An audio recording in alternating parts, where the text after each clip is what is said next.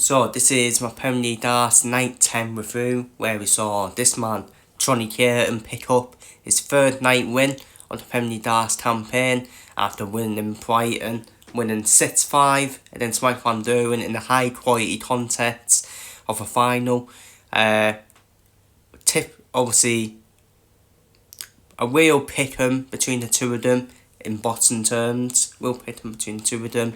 Went all the way to the last year decider, while we left Jonny Clayton with the night 10 winner. Jonny Clayton, them jet outs on the ball. Oh, this hit different, don't it? This hit different. And they were the main part for Jonny Clayton on winning the night throughout the night as well.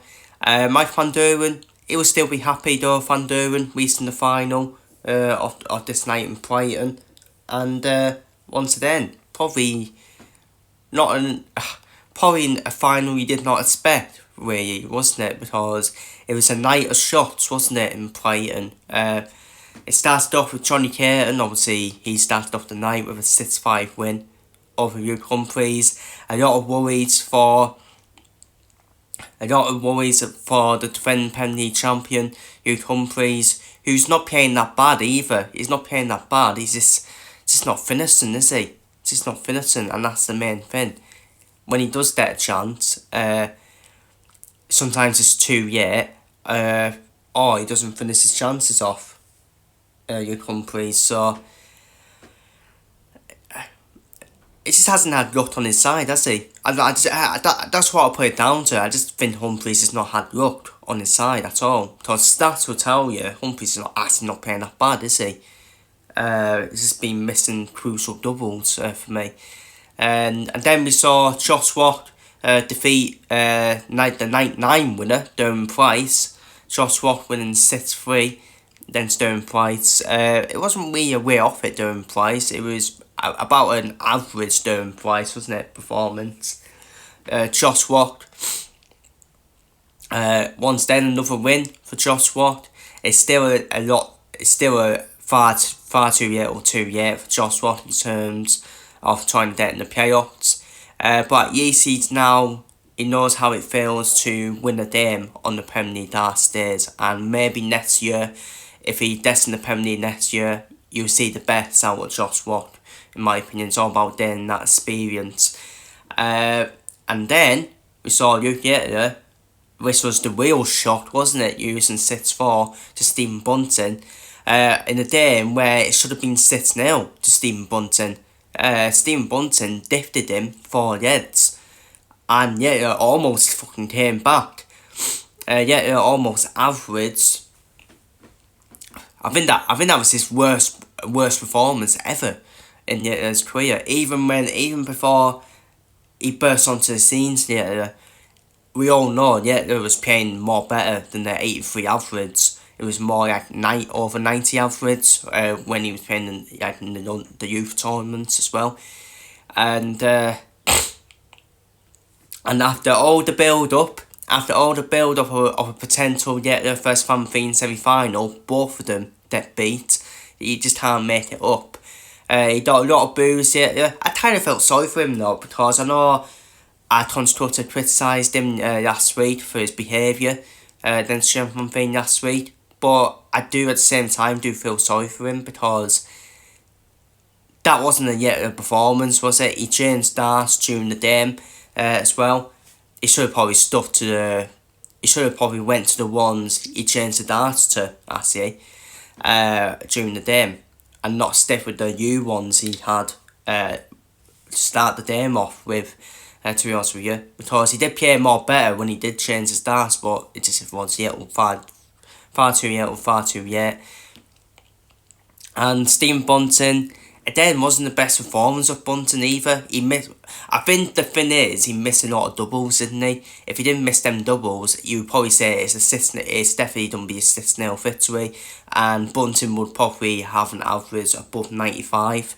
And then you can say it was actually a well-deserved 6-0 victory. And but yeah, Bunting should have won that game 6-0, really. It just wasn't in the game at all.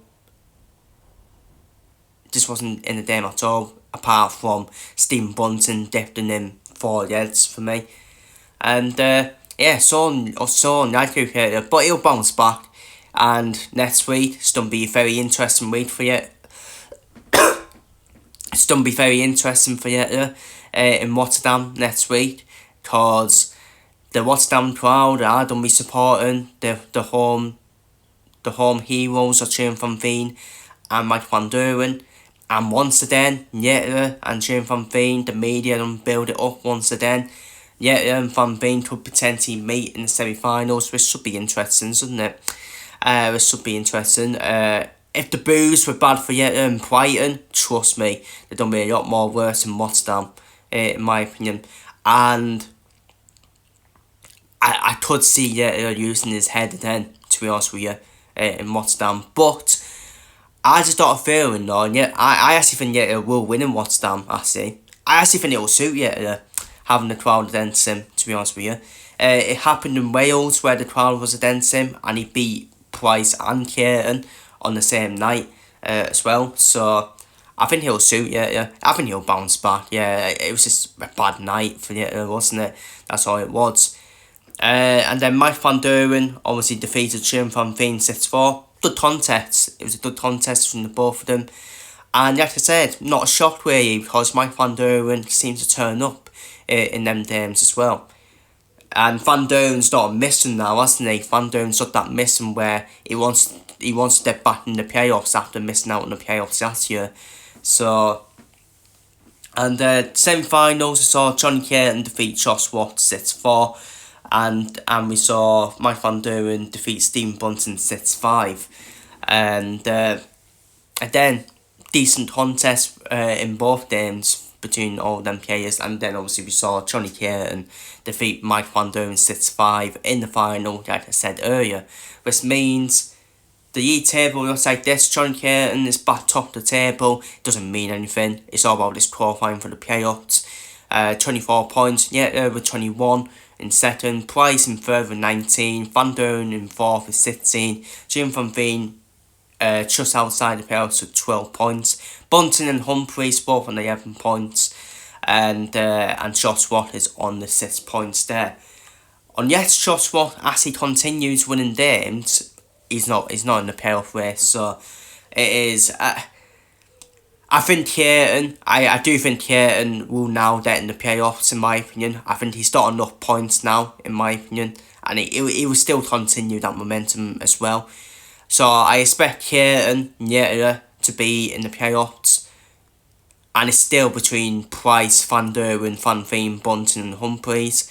I still think there'll be a turnaround from Humphries, in my opinion, towards the end of the league phase, in my opinion. Whether that'll be enough remains to be seen.